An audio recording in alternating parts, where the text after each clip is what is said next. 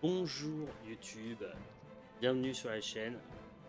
Et oui, il y a autre chose que du jeu vidéo sur la chaîne, il y a aussi du jeu de société.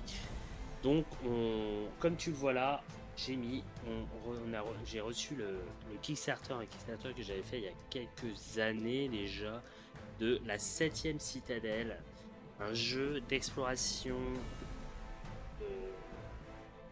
de un peu le livre dont vous êtes le héros, mais en version jeu de société. Et en version jeu de cartes. Alors, il y avait la première version, le 7ème continent, que j'ai eu, et j'ai pas fait sur la chaîne. Et donc là, on va commencer l'aventure avec le scénario.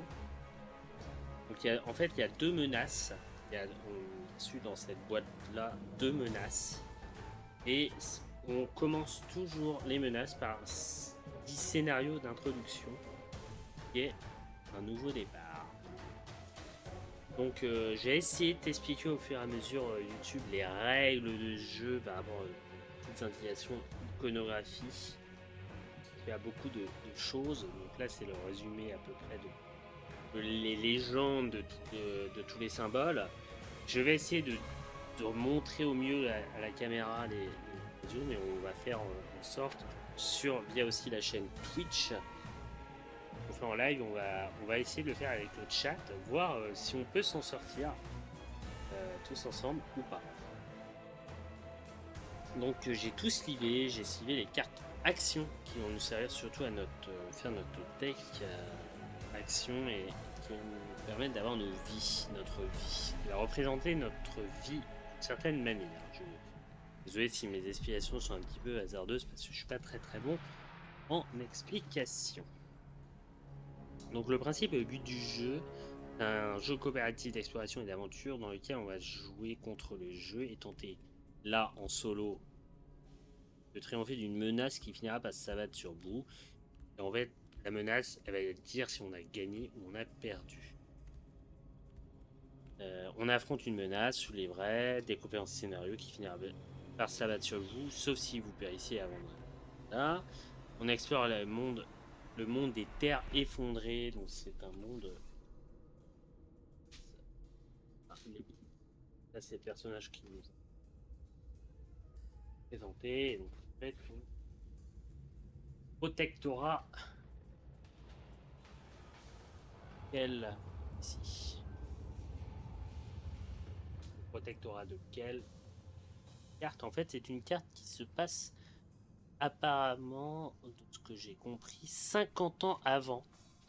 On va avoir une carte qui va évoluer puisque on peut mettre des cartes dedans. Évoluer et on a un livret communauté qui va nous permettre en fait, un peu dans le système de le jeu à Legacy, d'évoluer notre partie au fur et à mesure de notre scénario et on va évoluer. On a un système de quête secondaire, je ne sais pas du tout. Là, en fait, on a des icônes, alors, toutes les icônes, les représentations d'icônes. On va essayer de les expliquer au fur et à mesure.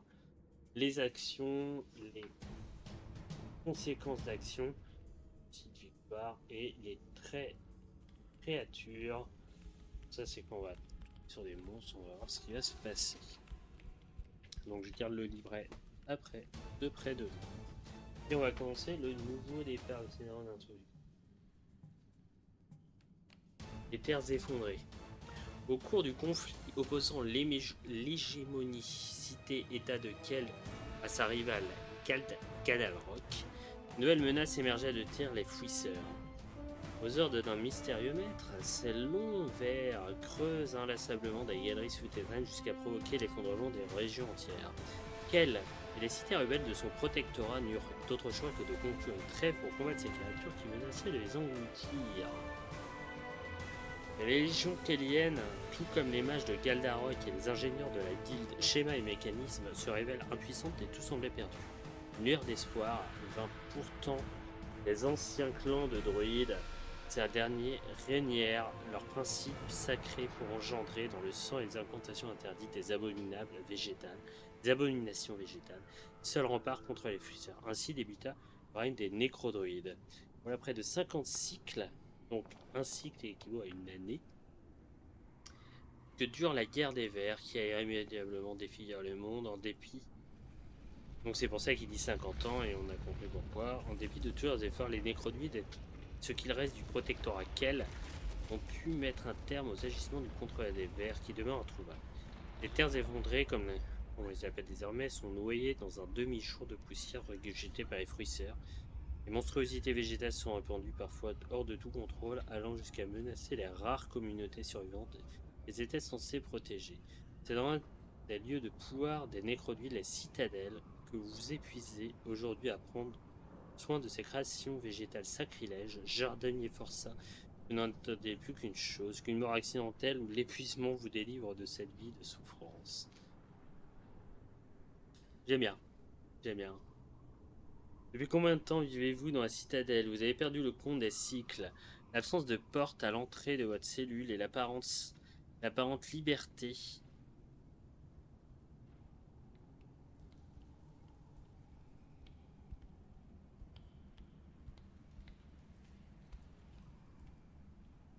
Et l'apparente liberté auquel vous accédez aux différentes parties de la tour vous fait parfois oublier que vous êtes prisonnier. Donc, dans le petit matin froid et blafard, vous vous éveillez pour la longue journée de labeur que vous attend au bosquet sacré. Une de plus.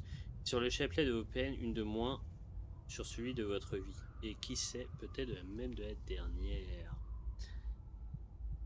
Vous ne pouvez réprimer un frisson en songeant à cet apprenti jardinier qui hier encore faisait rire ses pitreries et dont le bras sert aujourd'hui d'engrais aux plantes dont il avait les charges.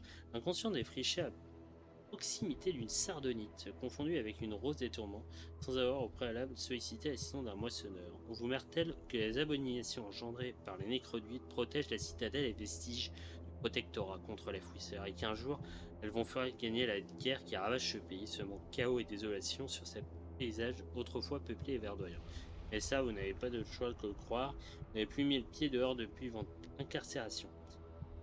Et s'est rêvassé, le sol est en train de trembler et gronde plus qu'à l'accoutumée. Soudain, une puissante déflagration vous jette à terre, ébranlant la citadelle du nécroduire, Nini d'Azir jusque dans ses fondations. Le mur d'enceinte du sud-ouest, avec ses dizaines de cellules, s'effondre dans un fracas auquel se mêlent les cris des détenus, bientôt avalés par l'impact en contrebas. Par-delà les volutes de poussière et le crépitement des débris, de funestes détonations résonnent dans le lointain et le ciel se zèbre d'éclairs aux teintes inquiétantes. Au cœur de la fumée âcre qui vous pique les yeux et la gorge, vous distinguez les silhouettes qui se ruent vers la sortie de votre cellule. Vous n'entendez plus que dans vos oreilles qu'un sifflement strident et votre cœur qui bat à tout rompre. Vous n'avez aucune idée de ce qui va se passer, mais votre instinct vous hurle que le moment est sans doute venu de filer d'ici. Vous serrez les dents et bandez vos muscles, prêt à vous élancer bienvenue dans les scénarios. On va choisir un personnage. Alors moi j'ai mis Brooks par choix.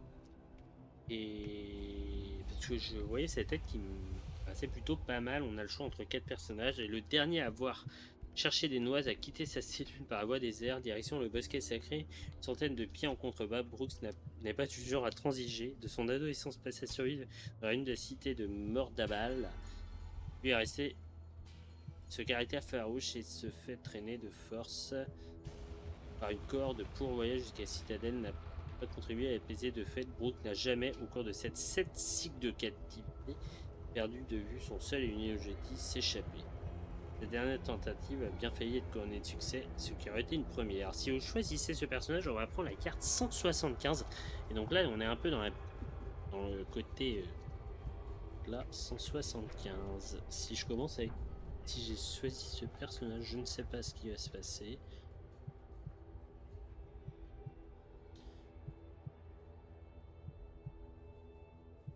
Donc là, 175, comment se présente une carte...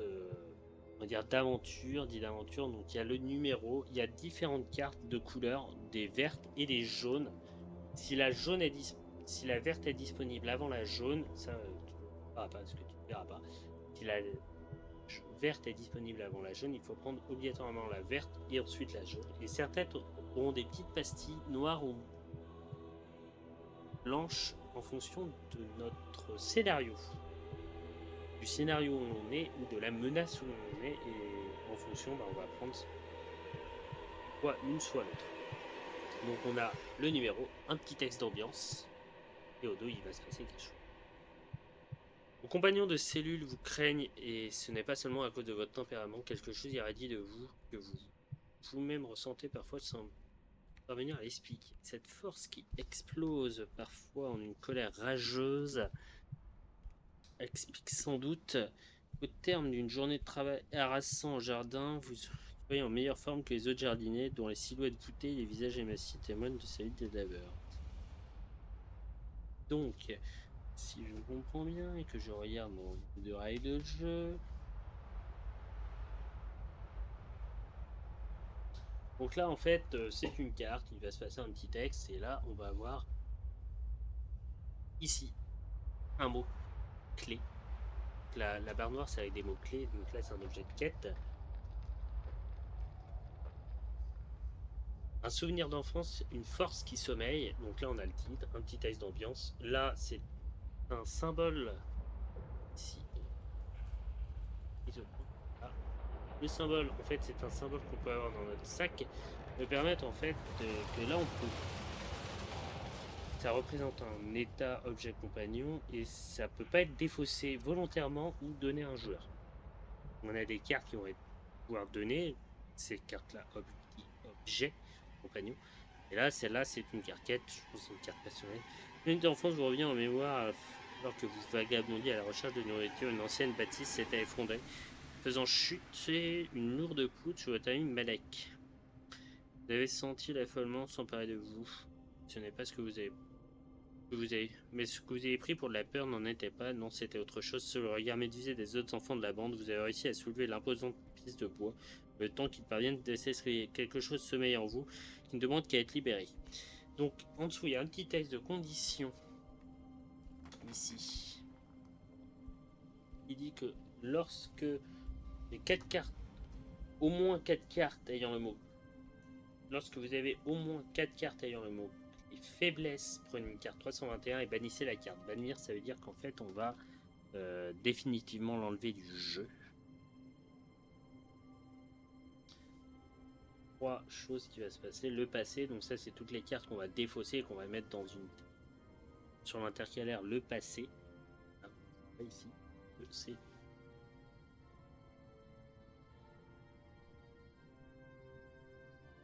Caméra.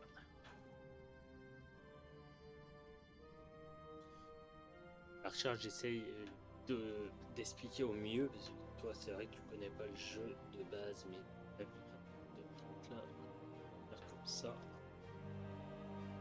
Pas serré. Désolé, YouTube. Ça. Donc là, on va relever un peu ça.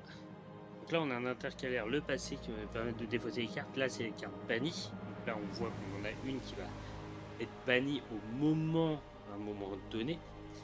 Et les objets de quête, voilà. Hop.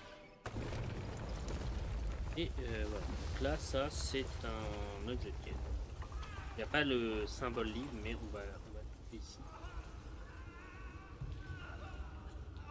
On voit que là, ça s'est effondré comme c'est écrit dans l'histoire. On comprend la suite. Alors, construisez. Donc, je prends l'intercalaire. Personnage.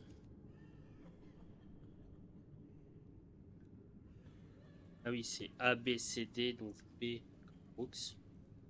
Donc, je prends toutes les cartes B. Action. Considérez notre pioche.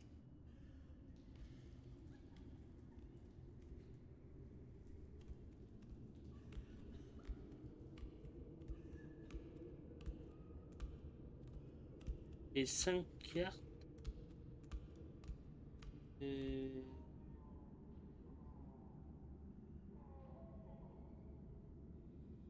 Donc là, on a 15 cartes ici de notre compétence de personnage. Et après, on va prendre les cartes. Ça. C'est un autre tas. On va en mettre 5 pour faire notre deck de 20 cartes qui vont être notre deck de base. On va avoir 20 cartes qui vont servir en fait à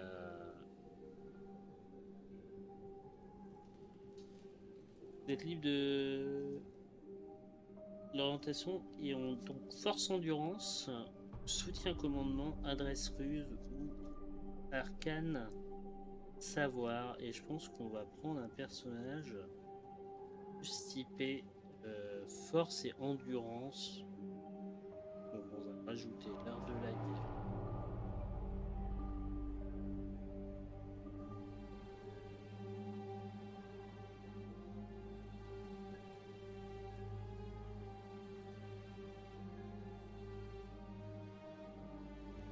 Donc on a 4 stéréotypes.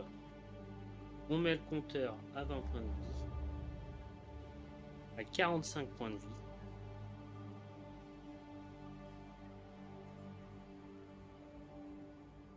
Un compteur de points de vie ici.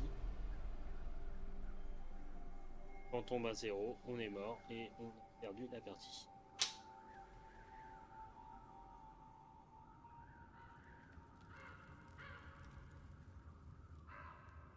Règle spéciale, vous ne disposez pas encore du feuillet citadelle, laissez-le dans la boîte, ignorez les effets s'y rapportant dans l'immédiat. Vous ne pouvez pas sauvegarder. Vous ne pouvez pas sauvegarder en cours de partie. Donc là, on va faire plutôt une. On peut sauvegarder le jeu, mais là, on va finir le scénario. Là, ça sera surtout découverte. Au cours de ce scénario, vous pouvez obtenir jusqu'à 7 cartes quête.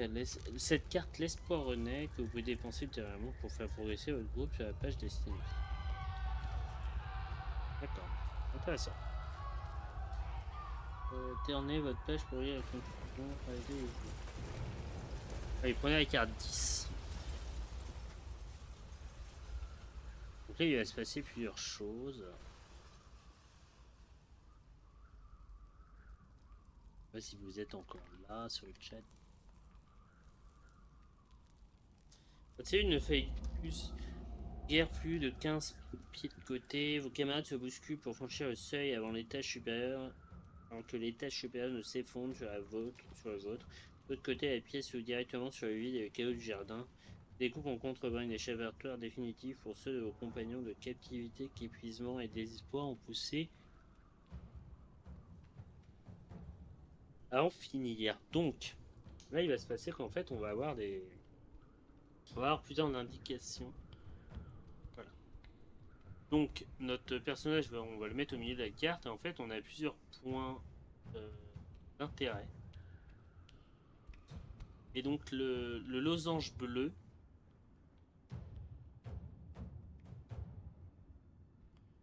Si vous voyez bien. Le losange bleu, en fait, va être le nombre de cartes actions. C'est en bleu. On va devoir piocher pour réussir, pour entreprendre l'action. Donc là, 0 ou plus, ça veut dire qu'on n'a pas besoin de faire d'action. On n'a pas besoin de piocher de cartes pour réussir pour faire cette action. Et le nombre d'étoiles, c'est certaines cartes ont des étoiles ici.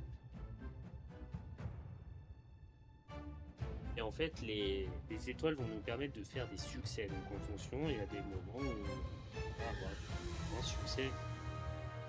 On va mettre la carte ici, à peu près. C'est assez loin.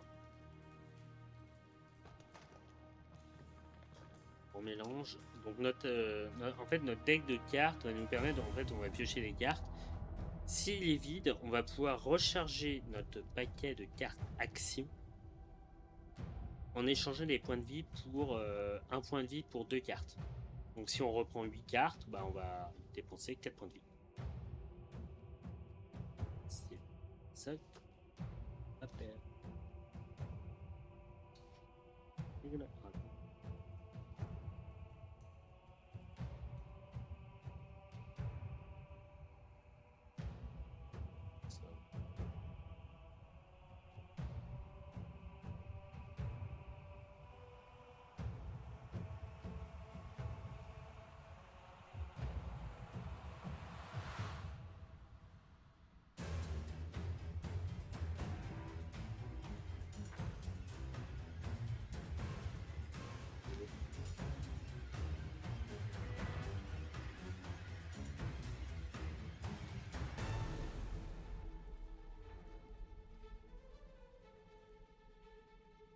Oui, un point de vie pour une série de cartes.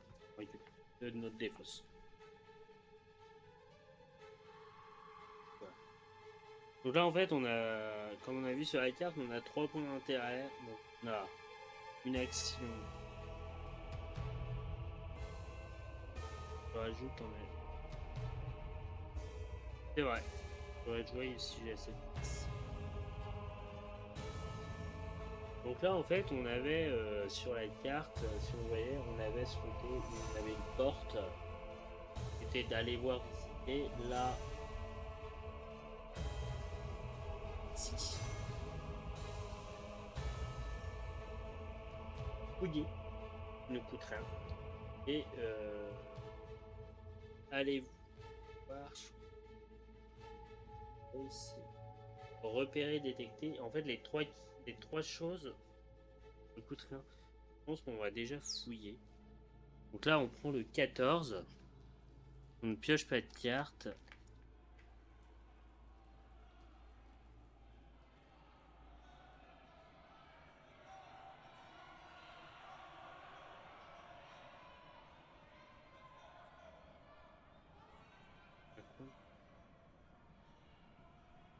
Bon, mais t'inquiète, hein, au contraire. Donc là, pareil, en fait, dans le même principe, on a un petit texte d'ambiance. Nouvelle secousse agite violemment les citadelles, libérant débris et poussière du plafond.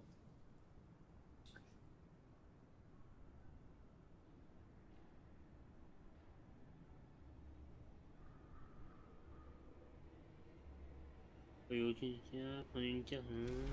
Regarde disponible, plongez auprès de toutes les cartes placées, sauf si l'icône est présente avant du tout. Dans l'air épaissi de particules à demi ensevelies sous les gravats, vous discernez un corps que vous dégagez tant non sans mal. Il s'agit de Taja, une fille affable qui partage votre cellule depuis plusieurs cycles. Elle gît inconsciente, sa gelure brune, passée par le sang d'une vilaine entaille au cou. En vous rapprochant, vous percevez son souffle faible mais régulier. Alors, donc là en fait, une nouvelle carte se présente de cette manière. On a un petit texte d'ambiance qui se passe sur la carte. En fait, là on va avoir un texte ici. Donc la flèche qu'on voit ici, en fait, c'est dit un événement permanent. Et vu qu'en fait, on l'a développé, donc en fait, on va la mettre ici pour dire que c'est bien vraiment vers là. Et le haut, il y aura à peu près un. Et donc là, on a l'action. Donc c'est l'action force et soulever, je crois. Tirer, pousser, soulever. Qui nous dit qu'on doit avoir. Ouais. Qui nous dit qu'on doit avoir.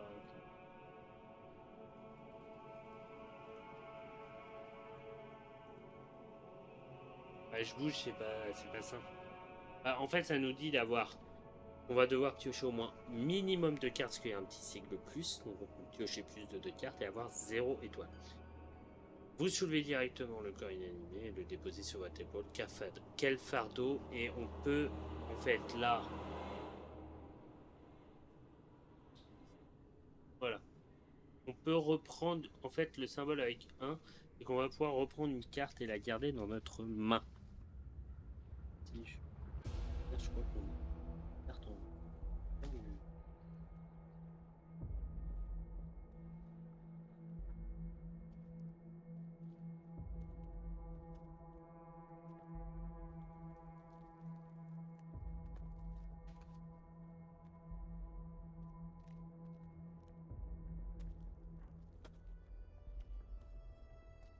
Mets ta main en dessous pour cacher le plateau. Oui, genre comme ça.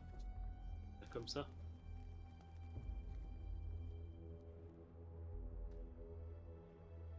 Ah oui, c'est déjà mieux.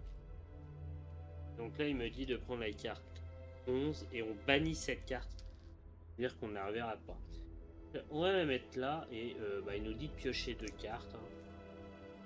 Ça, on va la mettre ici. Et pour se déplacer, on doit piocher une carte à chaque fois.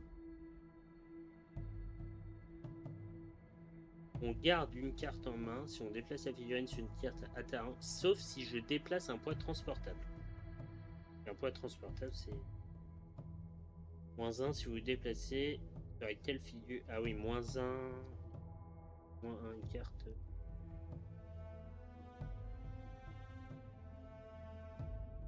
Donc là, on va piocher 2 cartes si on n'a besoin que de 2. C'est comme ça que ça se passe. On prend les 2 cartes. Ça va aller dans une des fosses.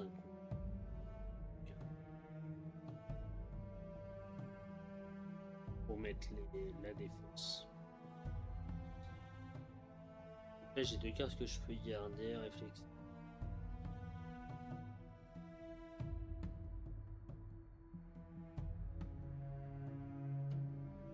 Donc là, comment se présente une carte action? Donc à côté, il y a les étoiles. Ça, on l'avait vu.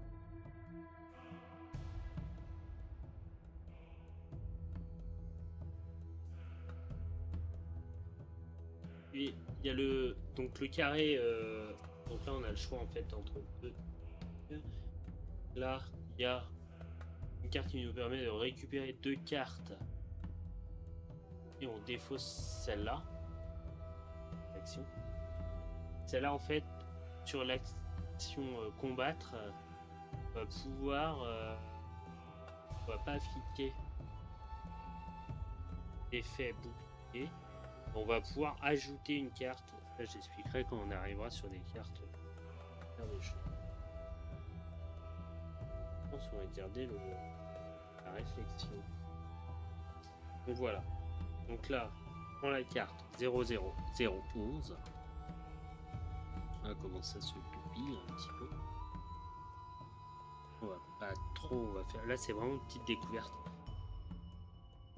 On regarde s'il n'y a pas de cartes jaunes ou vertes, mais ça, tu ne sauras pas. Vous serrez les dents sous le poids du corps qui pèse sur votre épaule et ankylose votre bras. Si au moment vous étiez assuré que Taja Tara survive à sa blessure, des blocs de fracas non loin de vous et le canton de déguerpir. Ça, on bannit cette carte, donc celle-là, on va la bannir en fait.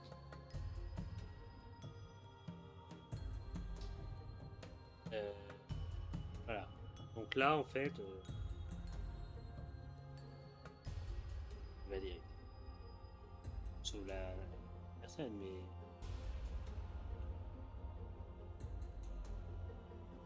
Tara inconsciente. Donc elle est sur notre dos. Sur ça, là, essayer de faire le bien. Donc vos muscles vous élancent douloureusement. Donc à tout ce qui est déplacement et courir ou fuir. À l'étape de conséquence, vous allez devoir faire un -2. Donc quoi qu'il arrive, je vais perdre 2 cartes. Lorsque vous devenez inconscient, défaussez ou bloquez cette carte, bannissez la carte. Et c'est un poids de 3.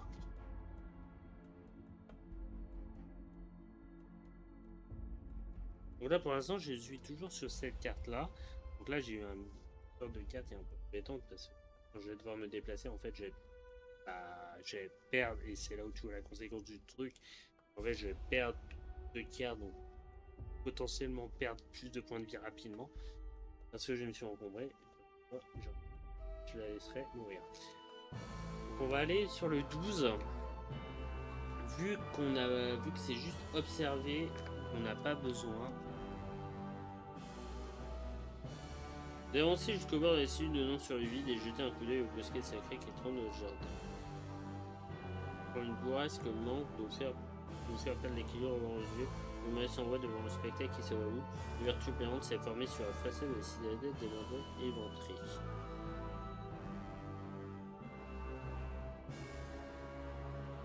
Donc là on a voilà désolation avec un petit texte d'ambiance et ce qu'on va faire sur la carte. Bien que cette évolution vous bouleverse, l'espoir point à nouveau dans votre cœur, la liberté semble à portée de main pourvu que vous parveniez à sortir de la vie en un seul morceau. Immédiatement après avoir révélé cette carte, si un participant a une carte ayant le mot-clé encombrant, prenez une carte 17. Vu que j'ai encombrant,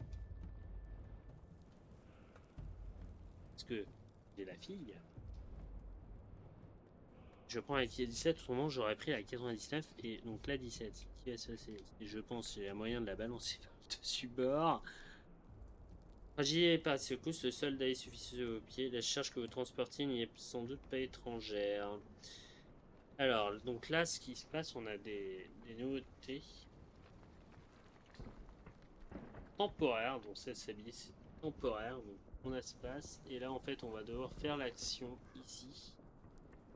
Et durant l'action suivante, le joueur actif est celui. Car cette carte, vu que je suis tout seul à jouer, je suis obligé. C'est une action esquivée. Minimum de cartes à piocher, il faut 2 étoiles. En sachant que ça, c'est une carte qui est dans ma main.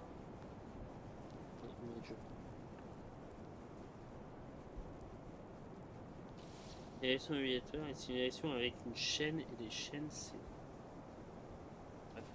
Les chaînes. État de réduction des joueurs actifs ne comptabilise les succès que sur 2 cartes. Voilà. Donc là, soit je réussis, soit je. En fait.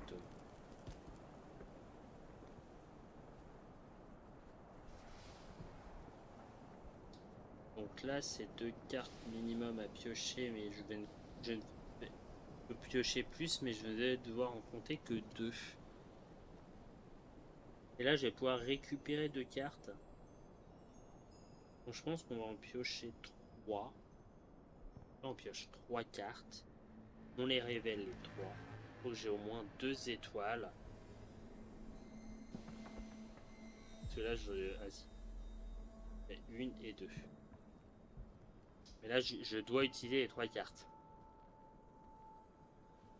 Donc là, par exemple, la conséquence fait que même si j'en prends. Là, je peux pas dire ah tiens, j'en pioche une 4e. Non, non, c'est j'ai pris 3 cartes. Et là, peut-être que si j'en ai pioché 4, ça aurait été bien. J'utilise ma réflexion, je ne sais pas. Et donc là,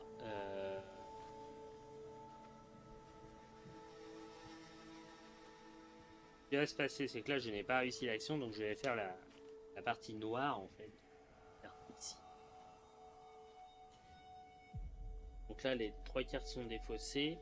Le sol cède sous vos pieds. Vous bondissez en arrière juste avant qu'il ne vous emporte dans sa chute. Vous affalez le long de tout votre long avant et vous révélez dépité et couvert d'échymose. -3. Et chaque participant ayant une doit défausser une carte ayant le mot encombre.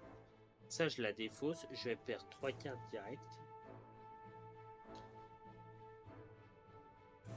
Je n'aurais pas dû piocher. Donc là, sur mon paquet, il m'en reste une petite dizaine.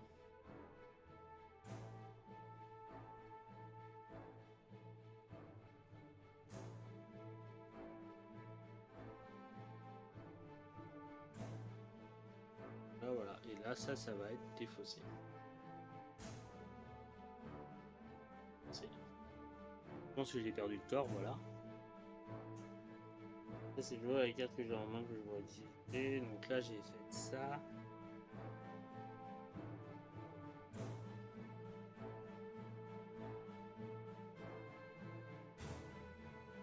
Et là, le symbole veut dire que je ne peux pas refaire l'action parce que là j'aurais un truc prenez la carte 99.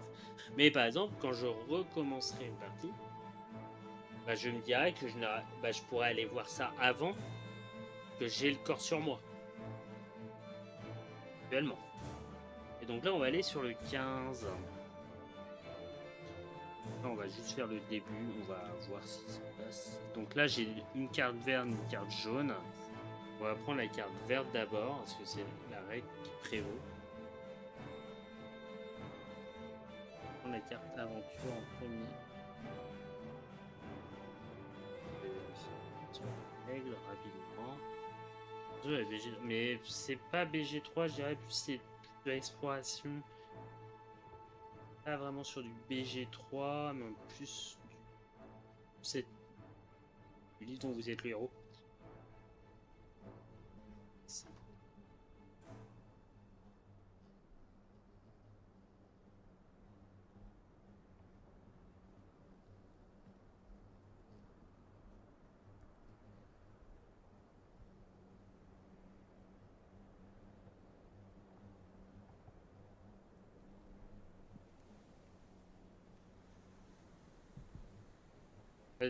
Ah oui, à Dover. En dizaines, les prisonniers passent en courant devant votre cellule. Vous êtes sur le point de vous élancer à leur suite quand un terrible fracas vous assourdit. Des tonnes de pierres viennent de chair, de choir dans une galerie qui est rapidement envahie par une vague de poussière. Vous entendez des lamentations par quelqu'un de tout. Donc là, on va mettre ici. Donc là, c'est une carte à piocher. 0 étoile en succès. J'ai qu'une, ça me super à blanche. Il est précipitamment votre cellule à la suite de votre camarade de qualité. Quoi qu'il advienne, vous aurez une mettre et effacer cette carte et remplacer-la par une carte 15. Chaque participant y déplace sa figurine. Donc là, on va faire ça. Et donc là, forcément, la deuxième carte qu'on va avoir, c'est une carte jaune et ça va nous dire la suite. Là, on va piocher une carte. On ne va pas garder parce que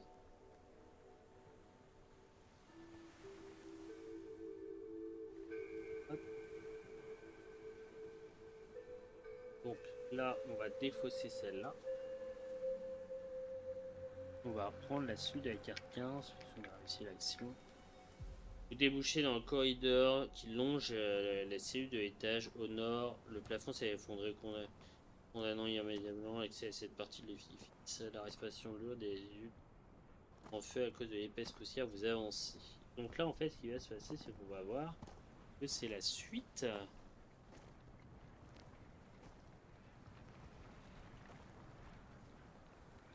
La suite du jeu. À la suite.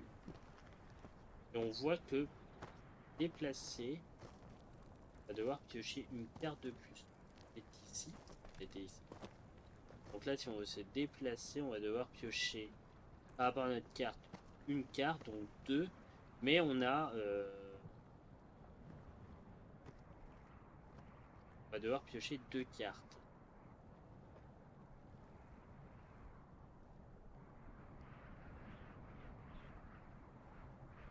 On va utiliser notre réflexion parce que ça se passe en fait, on pioche les cartes, on va pouvoir utiliser les cartes, on va utiliser les compétences et on va utiliser celle-là pour permettre qu'on a fait une action, de placer, on va récupérer deux cartes et bon, vu qu'on a pioché deux, on va la récupérer celle-là. Ouais, c'est comme ça que ça se passe un petit peu. Et donc là, en fait, on va avoir deux petites pastilles jaunes. Les pastilles jaunes, c'est des événements aléatoires. Rien nous coûter pour aller dessus, en fait. Et il y a le 18, qui aussi ne nous coûte rien. On va... Ça, bon. Cette découverte, on va faire le dernier truc qu'on va voir, c'est-à-dire qu'on va aller...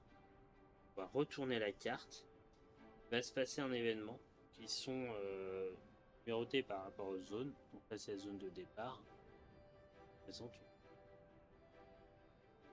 Il peut en avoir plusieurs en fonction de ce qu'ils nous demandent. Ils en demandent ici, ici. Et donc là, on retourne. Et ça nous fait, là on a un fil de fer qui nous permet de crocheter les serrures et d'avoir des bonus. C'est un objet, donc l'objet on le place ici. Et on va remplacer le numéro par le 19.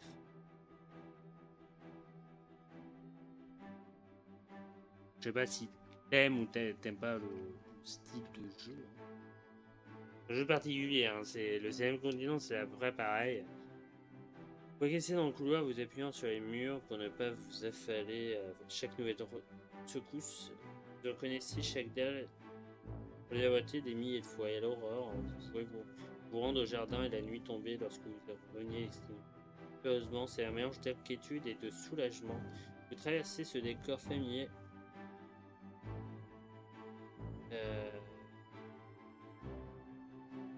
car de ce foyer il ne restera probablement plus rien le soir venu. Donc là on a la suite en fait, on s'aperçoit qu'on a la suite, et c'est pour ça que la table est assez petite. On remet une exploration, et là on est sur cette carte là. Donc là on a notre personnage ici. Pour aller là, ça nous coûtait un déplacement.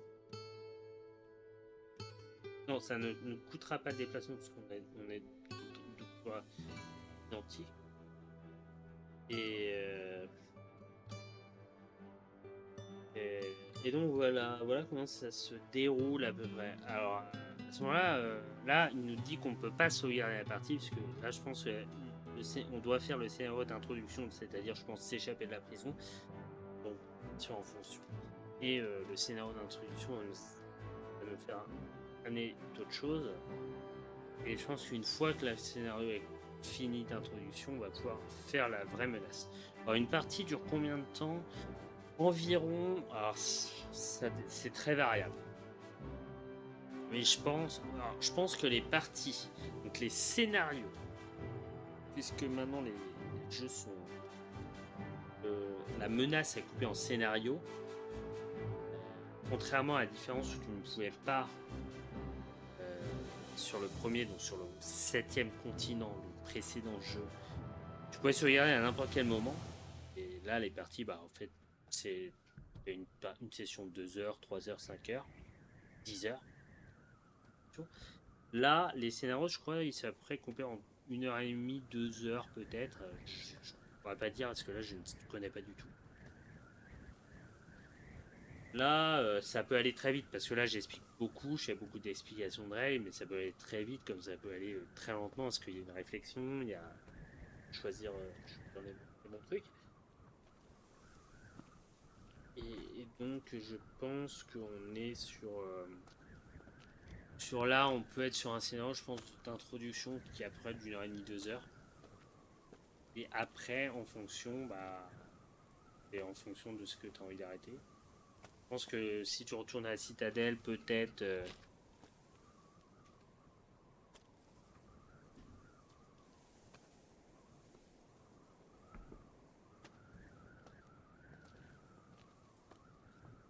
Donc voilà, on est à peu près sur cette durée là.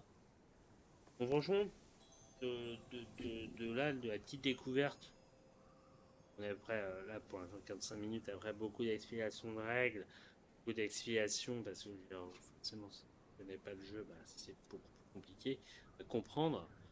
Je te passerai le lien d'une vidéo explicative de règles qui dure à peu près 25 minutes, qui introduit vraiment toutes les mécaniques. Après dans le même style, comme ça tu comprendras mieux. Mais j'aime bien. Pour l'instant, on n'est pas allé très loin dans le jeu. Mais après, j'avais l'autre version, mais bon, entre temps, voilà, tu fais plein de trucs. C'est pour ça. Donc là, on va s'arrêter là, YouTube. Merci pour cette découverte de la 7ème citadelle. On va essayer de voir parce que là, c'est bien, mais je pense qu'il y a moyen d'améliorer le truc. Je vais essayer d'améliorer ça. La vidéo, je sais pas du tout quand elle sortira. Je pense qu'on va reprendre bien sûr depuis le début. Puisque là, si on va pas sauvegarder, on va pas laisser comme ça le jeu. On va reprendre depuis le début, on refera vraiment toute une aventure qui va durer vraiment très longtemps. Donc je pense qu'on est pas mal. Et on va essayer de faire ça. On va demander, je vais pas faire. Toi, tu verras pas la différence que je peux peut-être mettre ça. Là, entre la vidéo de la découverte et le jeu, il y aura peut-être des semaines. On va essayer de voir ça. Je te remercie YouTube d'avoir suivi ce let's play découverte d'un jeu de société qui n'est pas d'habitude sur la chaîne et je te remercie. C'est agréable découverte. J'essaie d'être clair dans les explications et je suis très mauvais en explication de règles. Je mettrai un lien dans la description de la vidéo explicative des règles si tu as envie de aller dessus. Parce que je pense qu'à un moment, les prochains lives, je vais pas refaire tout le topo, on va se lancer direct. quand on sera bien lancé. Je te remercie et à la prochaine.